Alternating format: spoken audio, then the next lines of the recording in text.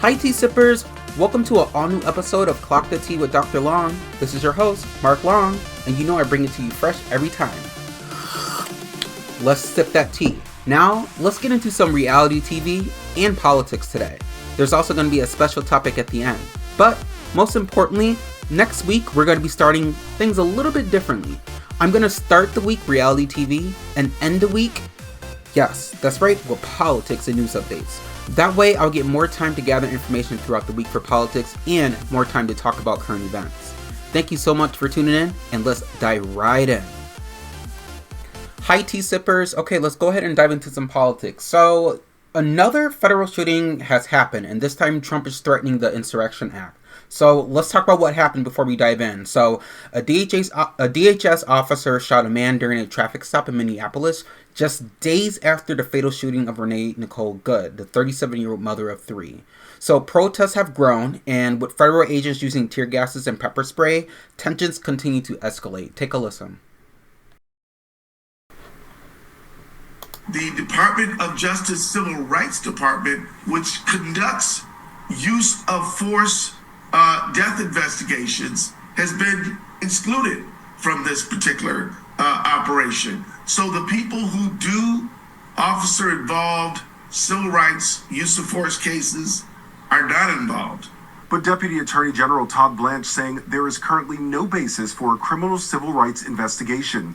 Tensions in the city rising, agents deploying tear gas into a crowd, demonstrators throwing snowballs, body slamming an ICE vehicle, a protester pinned to the ground while residents filmed and confronted agents.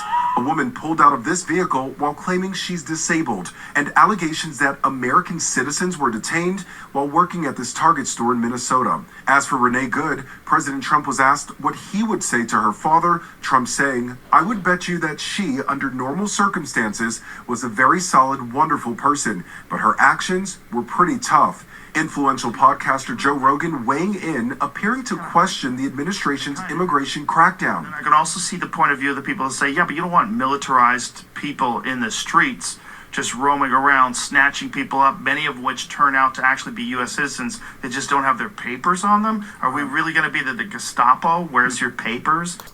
Okay, so that was ABC News reporting, and now let's dive a little bit more deeper into what's going on. So what we know so far, as NBC News is starting to report, that Trump said on his Truth Social that he would like to invoke the Insurrection Act if Minnesota politicians do not obey the law and stop professional agitators and insurrectionists from attacking patriots of ICE who are only trying to do their job. Now, the Insurrection Act, a rarely used 1807 law, gives the president authority to deploy the military domestically without prior congressional approval. And this also goes on to come into play that the shooting recently came a week after an Immigration and Customs Enforcement officer shot Nicole Good, as we discussed. So this is obviously sparking a lot of local and nationwide protests, but most importantly, we're starting to see things like the Department of Homeland Security saying that the federal officer shot a Venezuelan man in the leg in Minneapolis last night after he allegedly fled following a traffic stop and attacked the officer. So that's what they're saying. That's what the Homeland Security people are saying. So right now we know around 3,000 federal agents have been sent to Minnesota in what the DHS says is its biggest operation in history. The city has about 600 police officers. So now we're looking at an imbalance of power here, and now Governor Tim Walz has called the federal government to end its occupation, and it says the agents were kidnapping people for no reason. So there's a lot to unpack here. First of all, why are we... I believe everything that the governor is saying because he's the governor of the state, and it doesn't matter if you lean right or left in this situation, wrong is wrong. To completely just put all of this on citizens right now and create this intense issue about what's happening in terms of legality and citizen status in America, I understand that the right is upset about the border, but this is taking it a step further to the point where people are getting harmed. The people are tear gases everywhere. This is going to turn into a revolution if the president of the United States does not get a hold on this and bring down the temperature. Why are they raising up the temperature? the imbalance of power here. We have 3,000 additional federal agents coming into the city with only 600 police officers that are on site and on duty. There's an imbalance here. I think a lot of younger people who are paying attention, who are not from the generation before, are starting to realize that this is the repeat of history that our parents were basically talking about. Our parents that grew up in the 60s and in the 70s and the 80s, this makes a lot of sense as to why revolution happens. Now, more information has come out recently suggesting that the Trump administration has no means to pull out of Minnesota whatsoever anytime soon, and this is just pretty much what's been reported since Kristi Noem sat down for her interview Thursday with the senior political correspondent Rachel Scott. Now, she specifically said no plans to pull out of Minnesota. So right now, there's a lot of fear in the streets of Minnesota and people within the Midwest who are concerned about their neighbors. But most importantly, Caroline Leavitt talked a little bit today about how the Insurrection Act is being used as a tool at the president's disposal. And, she was asked about this in her press briefing, and she gave an interesting response, suggesting that whenever there is an insurrection in any state against its government, the president may, upon the request of its legislator, or if its government, request of its legislator or if its governor, if the legislator cannot be convened, call into federal service such of the militia of other states in the number requested by the state, and use such of armed forces as he considers necessary to suppress the insurrection. So I think what the administration right now is expecting a civil uprising based on what has happened, because let's be honest, what happened with Nicole Good and what's happening with all the violence is because of Trump.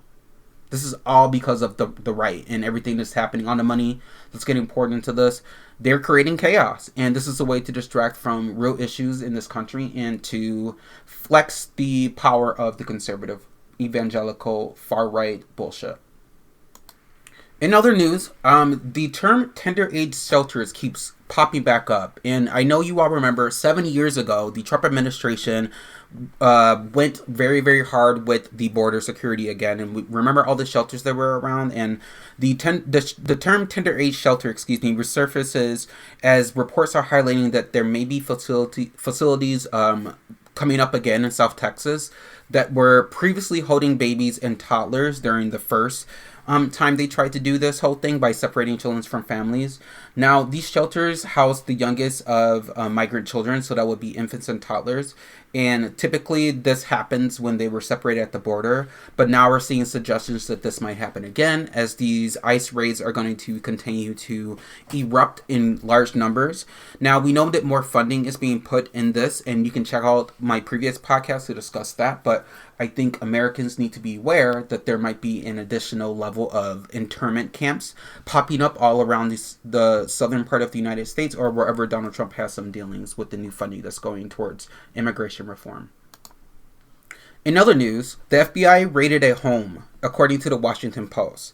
So a home was raided, and it was because the Pentagon has said that this raid was done because there were some ties to an investigation of a contractor that was accused of mishandling classified information. So let's take a look into what this is about. FBI agents executed a search warrant at the home of a Washington Post reporter. Last month, Hannah Nathanson wrote a piece about tips that she'd received from hundreds of federal workers affected by President Trump over the past year. Well, Nathanson claims to have more than 1,100 contacts in the government who have spoken with her. Agents seized one phone of hers and two computers. Attorney General Pam Bondi said Nathanson was reporting classified data obtained from a Pentagon contractor. According to the Post, the raid at Nathanson's home was part of a larger investigation into a system administrator in Maryland. That was CBS Chicago News. So what's interesting is that this is a story that happened, and the guy who was mishandling of the information, I believe, is facing jail time, and he's already incarcerated. Now, people are saying that there's something that's not being told to us about the story, and that this woman did her job, and they're actually fishing for more additional information that they think she might have access to. And there's some debate about whether there was a warrant in this case. And the ladies on The View speak to this, and they're talking about the legalities. Let's hear what they have to say.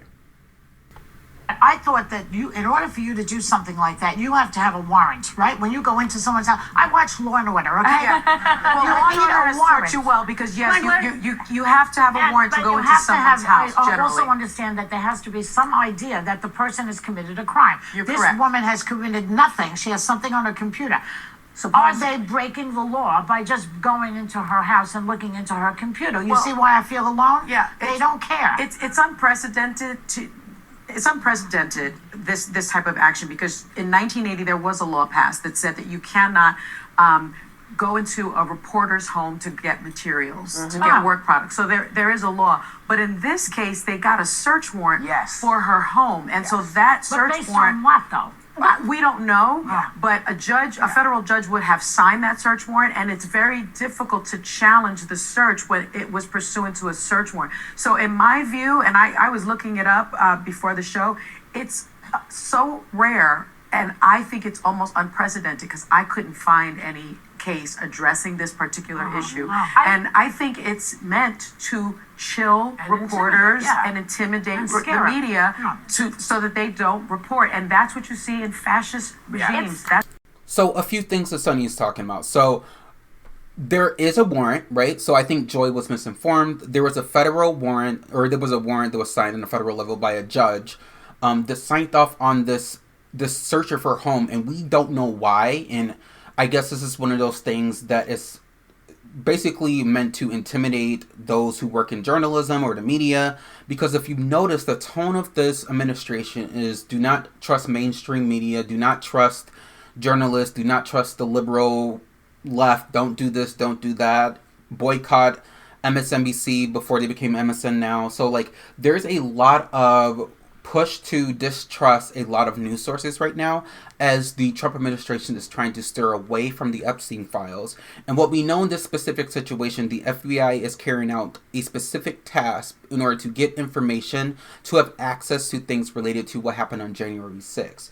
Now, why might this be important? We know that January 6th was a huge day in the United States history where there was an insurrection on the U.S. Capitol, but most importantly, led by the President of the United States at the time.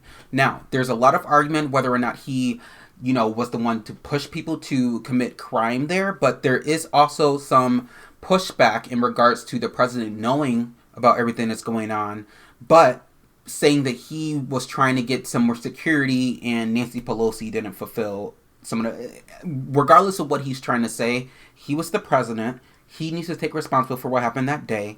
And this administration is trying to duck the story as much as possible to make sure the media keeps it squeaky clean around the president, who is definitely the fraud in chief right now. We have his entire administration going above and beyond to make things top secret and make it seem like that we need to be intimidated by them, when in fact, they're the ones who believe in small government.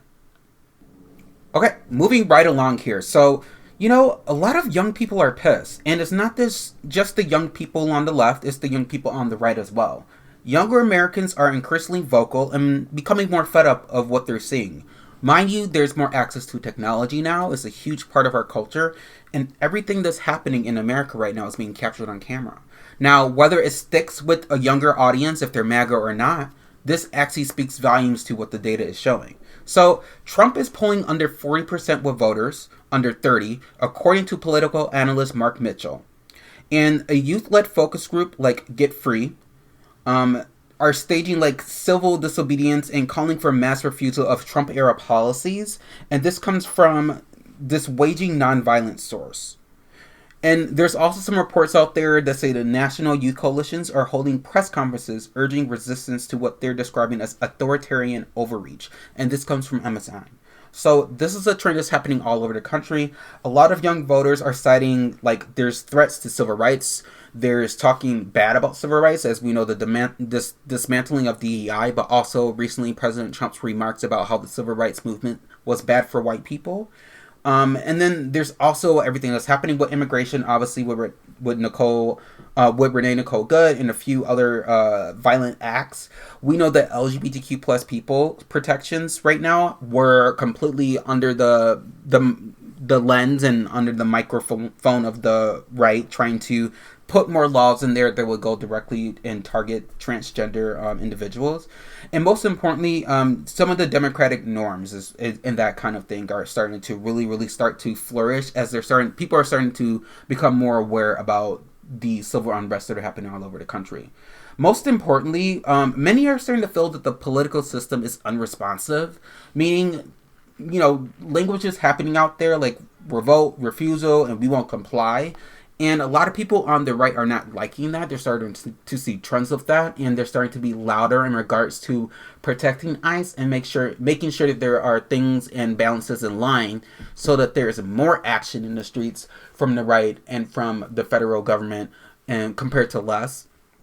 Which a lot of young conservatives are starting to see this a little bit more as meddling, and a little bit more as like advanced government systems, especially given what's happening with foreign affairs. There's been a lot of pushback against younger Republicans who are suggesting that this America First ideology is completely going out the window with how we are responding and completely overhauling all of these foreign issues, for example, with Venezuela and Mexico and Cuba. We also have instances, of what's happening over in Iran. There's been threats of their government trying to come after us, obviously forever, but this time things are trending online with access to social media and, people making allegations about harming the president. So, we're going to be following things very closely, but this is quite alarming given that this basically Donald Trump won based off a lot of younger conservative people coming out and supporting him. And this seems to be the complete opposite. You have podcasters who are coming out suggesting that the right has gone too far. And last but not least, Caroline Leavitt is telling Americans to brace for tax changes this year, and I guess she's not wrong. The Trump administration's One Big Beautiful Bill rewrites huge parts of the tax code, from eliminating taxes on tips and overtime to reshaping deductions and credits. Analysts say taxpayers could see refunds jump by around $1,000. She said this today at her press conference that she gave. So we'll continue to follow this. I don't know what this means in regards to, other independent reporting that's come out from the administration. I know back in July, when the bill was signed, that the changes that were included were adjusted tax brackets, a new senior deduction, no tax on tips. They talked about no tax on overtime, the expansion of deductions, blah, blah, blah, blah, and new working family credits. So, I don't know. I think they're trying to smooth this over this year, but right now we know that most of the money has been going towards ICE, and that's not cute. Okay, before we leave our politics session, I want to end by this exchange between the press secretary and a news media outlet person in regards to things that are happening with ICE. And notice how he framed his question, and notice how she gaslit him right away. Take a listen.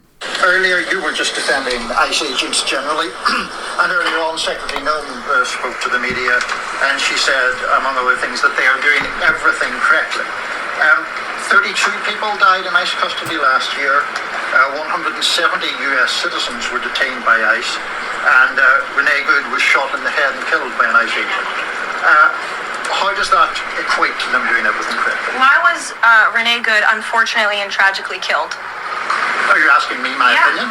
Because an ICE agent acted recklessly and killed her unjustifiably. Oh, okay. So you're a biased reporter with a left-wing opinion. What do you want me to do? Yeah, because you're a left-wing hack. You're not a reporter. You're posing in this room as a journalist, and it's so clear by the premise of your question. And you and the people in the media who have such biases but fake like you're a journalist, you shouldn't even be sitting in that seat. But you're pretending like you're a journalist, but you're a left-wing activist. And the question that you just raised in your answer proves your bias. You should be reporting on the facts. You should be reporting on the cases. Do you have the numbers of how many American citizens were killed at the hands of illegal aliens who ICE is trying to remove from this country? I bet you don't. I bet you didn't even read up on those stories. I bet you never even read about Laken Riley or Jocelyn Nungray or all of the innocent Americans who were killed at the hands of illegal aliens in this country. And the brave men and women of ICE are doing everything in their power to remove those heinous individuals and make our communities safer. Notice that she just repeated talking points. So here's the issue that we're having here. They're being confronted directly, and when asked about the incident and an innocent person dying, it's almost like there's an excuse. So like, even if she was blocking traffic or whatever have you, from what it looks like in the video, people were still going around her. So here's the thing. Hunting down and killing an American woman because you disagree with her politics is not something that's justifiable. I'm going to continue to speak out against it, and the people on the right can continue to try to inflate this as an incident of what they're trying to describe as justified of killing a person, but we all know that that's not the tea. And Miss KK Caroline Leavitt is up there as the biggest hypocrite who's besties with Donald Trump's, one of the really close confidant in the conservative world who also knows Donald Trump very well, which is her husband, who is 60 years old, who she is pregnant by. So maybe she needs to start, and there's nothing wrong with an age gap, but girl, that's quite an age gap. It seems like you're easily influenced, my love. So I would keep quiet and stop trying to gaslight us, because what's happening right now is something that you cannot explain our way out of. I don't care what your job is as a press secretary. You can't relate to that. You are a far-right hack. You are someone that goes up there and lies to the American public every day. And I cannot wait to see you in the trials once this is all over with. Tea sippers, welcome to our last segment of reality TV being included alongside politics. Next week, we're going to get a full segment of politics and news updates. But let's switch gears and talk about some reality tea. So, as we talked about last time, NeNe Leakes has returned to the Bravoverse, but she just made her official announcement. Let's take a listen to her. Hey, you guys. Okay. It's your girl, NeNe Leakes. Okay, so where do I start?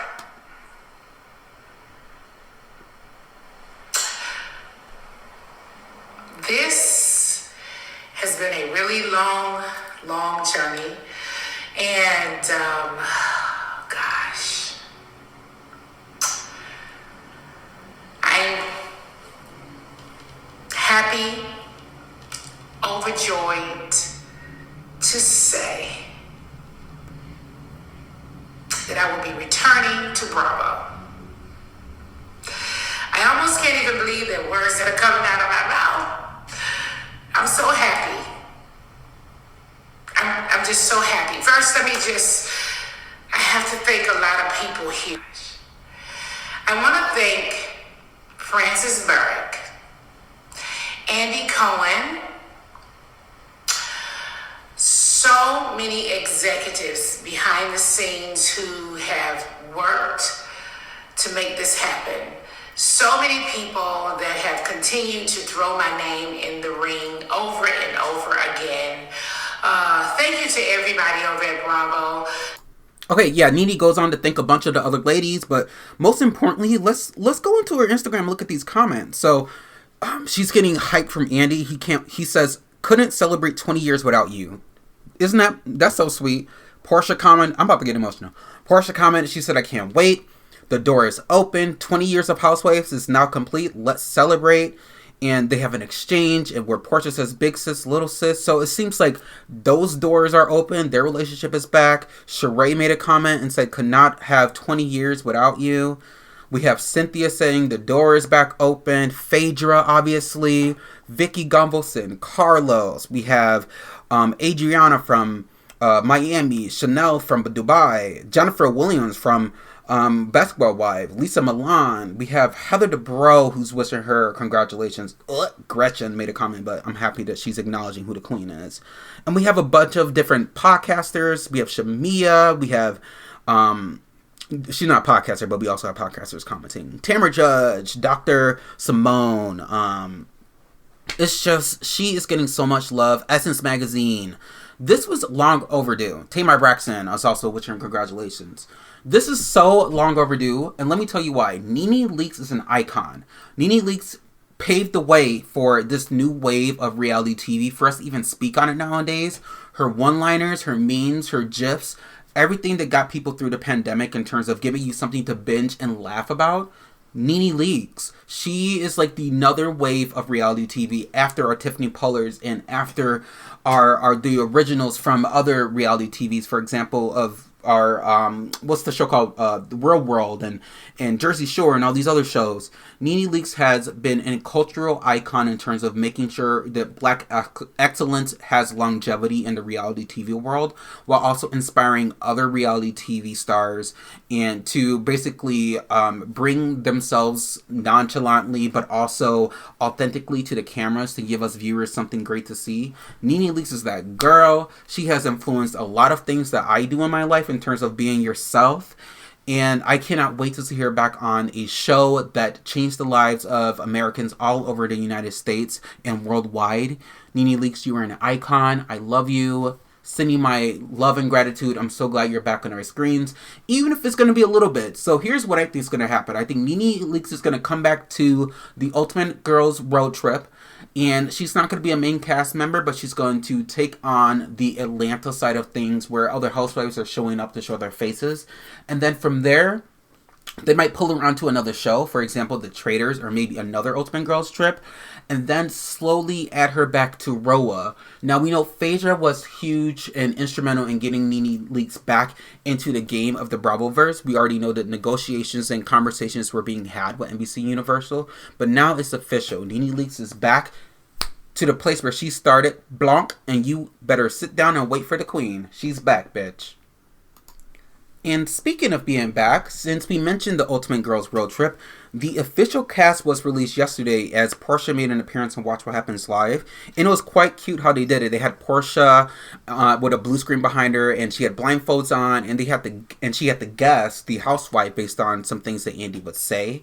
Now, the cast consists of Portia Williams, who Andy announced on Watch What Happens Live, along with Vicki Gunvalson, Giselle Bryant, Kyle Richards, Luann de Lesseps, Teresa Giudice, and Lisa Barlow. Can you believe that Lisa Barlow made it onto the vacation? So this is going to be a hoot.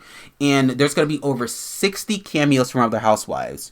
Now, that is going to be some tea. That is going to be a great show to watch. I love all the different personalities they have. And because their personalities are so big and they all think they're all iconic in their own right, I think you just might have some egos that might get in the way, which is something that makes great reality TV.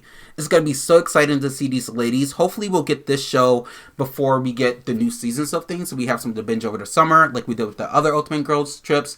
Now, this wasn't met without shade. Kenya Moore made a comment about, where are the OGs at from Atlanta? You have this show happening and there's no OGs on it?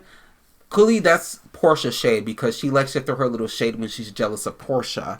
And she's insinuating that people like Sheree and NeNe should be a main cast member on this Ultimate Girl Road Trip. But really, Kenya, what it's giving is that you are a bitter girl because Portia took your spot on The Traitors because of the negotiation contracts and you not having a good relationship with NBC right now because of the whole revenge porn with your previous co-star Britt Eady. And now it gives even more jealousy because now Portia is pretty much in her supreme by signing on to another Ultimate Girls Trip and returning for the next season of Atlanta. So, Kenya, stop being jealous and stop acting the fool. Girl, we'll see you on TV. When we see you, go ahead and try to repair your relationship with Bravo, because clearly this is going to take right off. Okay, so switching gears to Potomac, well, Potomac adjacent, we talked about Candiace being on The Traitors, but she just had another sit down with Carlos King, the king of reality TV, honey. And her and Carlos had some banter about Ashley's most recent interaction with Charissa's son, and you know, Candiace had some input and Carlos had to frame his question because they were you know, Ashley got that work from Candiace. She's not going to hold back. But let's listen to their exchange. Do you think that Ashley doing that, does it define her character, and do you think there's a double standard because she's a woman who did it? Do I think it defines her character? I think it is confirmation of the character we have always known her to have. To which I don't always fault her. I don't condemn people for all of their evil, because everyone has a story and everyone is who they are because of where they have been and what they have been through. And I think that much of Ashley's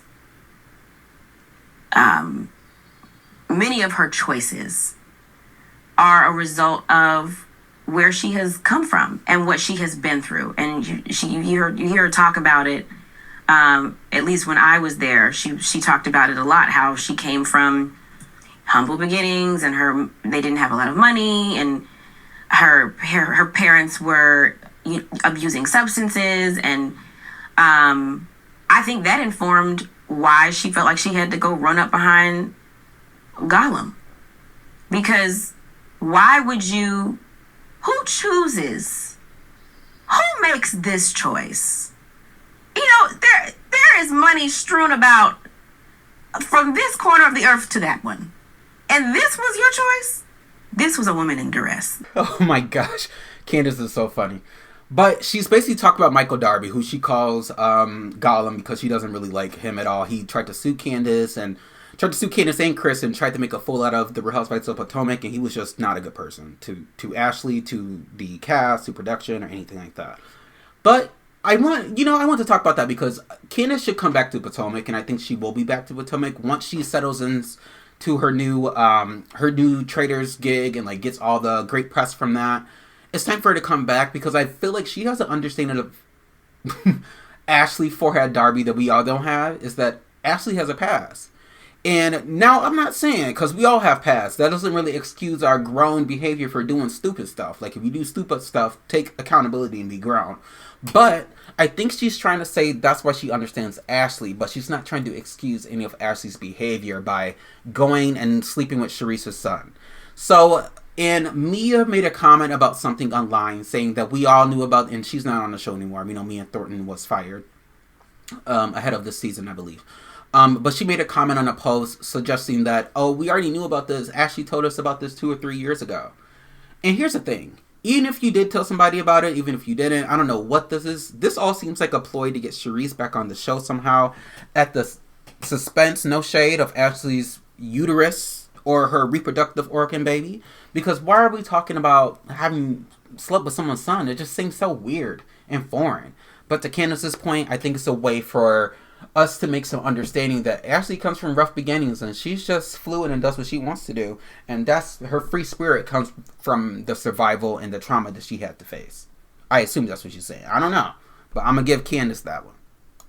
So you gotta watch the full interview because she does read forehead, but also Carlos works overtime to try to convince Candiace to not let her ego get in the way of not returning to the show, because Candiace is a staple to Potomac, and I think she could make a splash when she comes back. Now, doesn't have to happen right away because clearly we have a dynamic that we're working with right now. But Karen's coming back, so I think that's a perfect opportunity for the door for Candiace to come back. So we'll keep up in the mix of things, and I'll spill that Potomac tea once it comes into my corner, honey.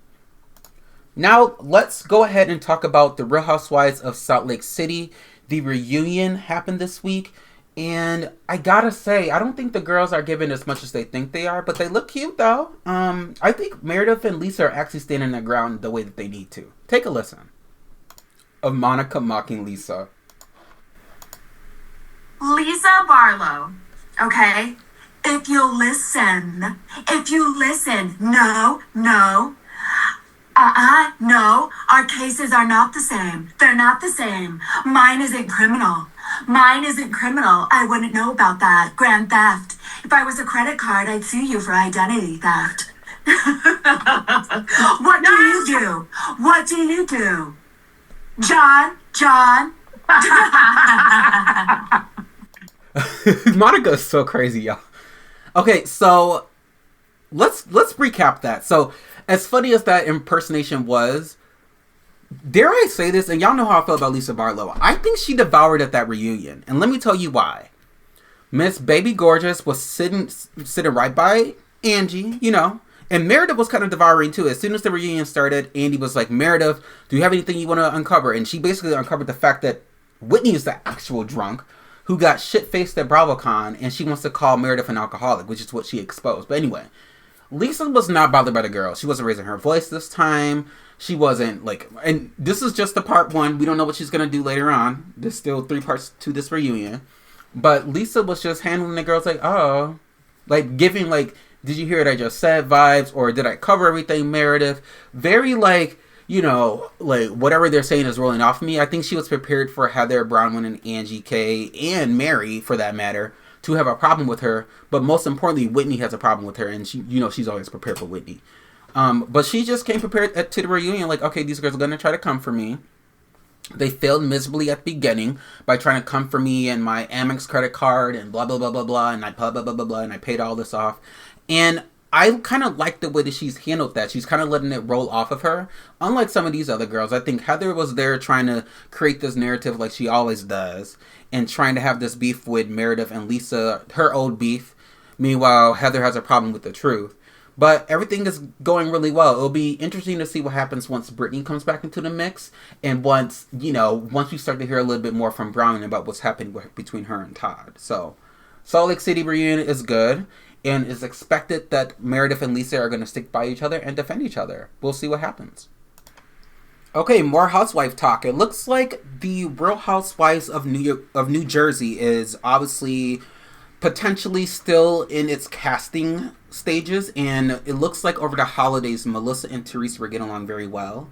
But most importantly, what's happening right now is, and what a lot of speculation is online, is that they're having a hard time casting around the ladies now that they've only announced that a potential announcement that Dolores is still going to be in the mix, but it seems like Dolores is going to be in a mix with the Real Housewives of Rhode Island, which is getting heavily compared to the Real Housewives of New Jersey right now.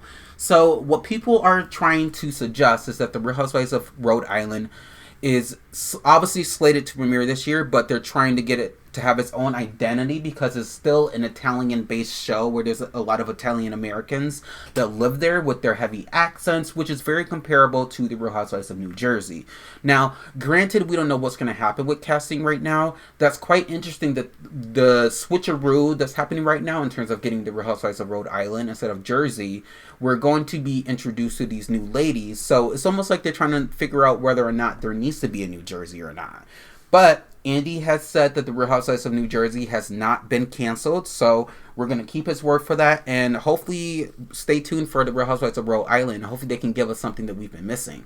I miss the table flipping, I miss the accents, I miss it all, so I'm excited to see what's going to happen. Again, I think it was 7 housewives that was announced for the Real Housewives of Rhode Island.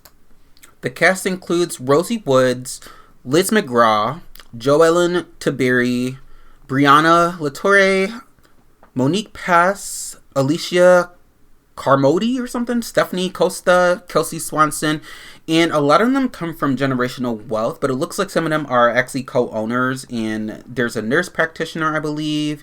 There is someone who has a lot of social connections. There's a news anchor. And it looks like there's someone who is known as the Rhode Island Cannabis Queen. So it'll be interesting to see what they give us. And they're all looking like they're younger as well. And one has a close connection with Dolores Cantina from the Real Housewives of New Jersey. So it's going to give very good OG energy with Dolores making an appearance. But it's also something fresh. And I can't wait to clock in and give you all more deets on Rhode Island as we get closer to that premiere. Let's hop into RuPaul's Drag Race. Okay, so before we hop in, this is a quick segment from Bianca Del Rio. She does the pit stop, and she had Marsha on. Okay, Marsha, we finally have a lip sync elimination. Yeah! Somebody's going home. Somebody's going home. And here we have it between Didi Fuego and Mandy Mango. Now, they gave their best to the Dove Cameron tune of Too Much. Now, I know you're a big Dove Cameron fan. I did not know this song. I did. You did know this song. I would have eat this up. So as soon as the song started, I'm sitting there thinking, how is Mango going to get out of this furniture that she's wearing? Yeah. It wasn't the smoothest transition. It took but the wig with her.